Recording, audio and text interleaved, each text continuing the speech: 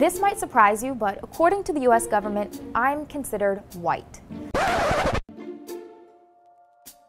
That's because on the US Census, there is no option for Middle Eastern or North African, also known as MENA Americans. That means while we don't always have the same resources as some minority groups, we still face a lot of the same struggles. I like to think of it as white without the privilege. Initially, in 1944, MENA Americans were overjoyed when the government ruled to legally identify them as white. That's probably because up until 1952, only white Americans were able to become US citizens. So here we are, all these years later, and folks from the Middle East and North Africa still don't have their own American identity.